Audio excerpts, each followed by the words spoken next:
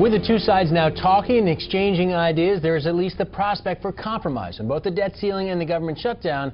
But it's not a done deal. There's still plenty of room for disaster. For more on where this is all going to end up, I want to bring in Bloomberg Government's Director of Research, Bob Lighten, himself a veteran of the budget wars in Washington, and Bloomberg congressional reporter Rich Rubin, who covers the Hill and tax issues for us. And thanks to both of you.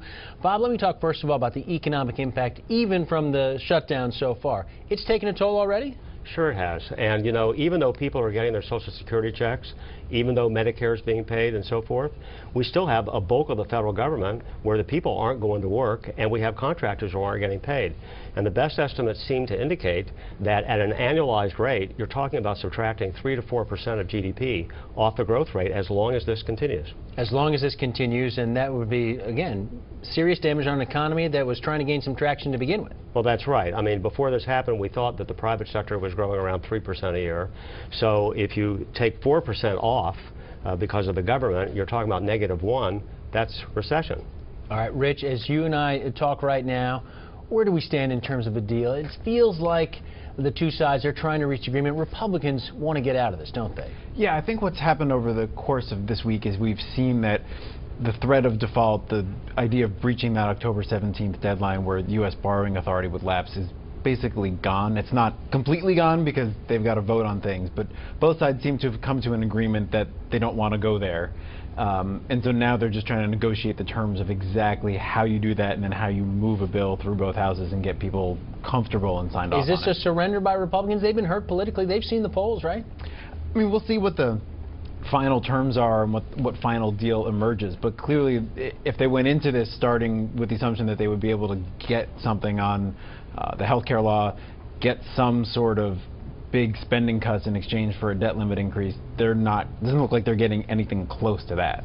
And they're getting a 20-point drop in the polls. And a 20-point drop in the polls. What about the prospect that the potential silver lining here? They go to this conference committee or whatever this negotiation is between Democrats and Republicans, Senate and House, and they talk about these big issues, Bob, that everyone's been talking about. Entitlements, maybe even put revenue back on the table. What are the real prospects for that? All right, well, first let's talk about the silver lining. The silver lining, at least, is that the long-term issues are back on the table. All right. The dark side is that there's no evidence that the parties are any closer to agreeing on a Simpson-Bowles or a Domenici-Rivlin plan today than they were several months ago. So I would have to assign the probability they would agree to some grand bargain as 0.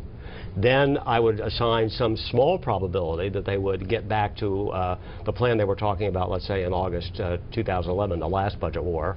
Small probability. The most I think they could get to is what I would call a micro deal, and God knows what that would look like. A micro deal, but Rich, you cover the tax issue. You know Max Baucus and Dave Camp have been hammering, we need to sit down overall the tax code, particularly the corporate tax code. The chances that that really comes up in conversation. Max Baucus and Dave Camp, they've been drooling for this. Oh, I think there's very high chance it comes up in conversation and a very less than high chance that it leads to an actual law, the Tax Reform Act of 2014 or whatever you want to call it. The problem is that they, as Bob said, they just disagree on the fundamentals. Should there be more revenue? Should there not? How much emphasis do you put on rate cuts? How much don't you?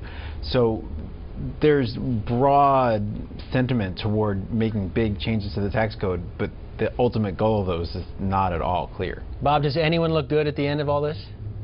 It's a question of who looks less good or worse. Okay, so you mentioned the 20-point drop in the polls. Clearly, the Republicans have taken a much greater hit than Democrats so far. The longer this drags out, though, you get a pox on both your house syndrome, and I think the president has to worry about that. So there is an incentive for both parties to deal here. All right.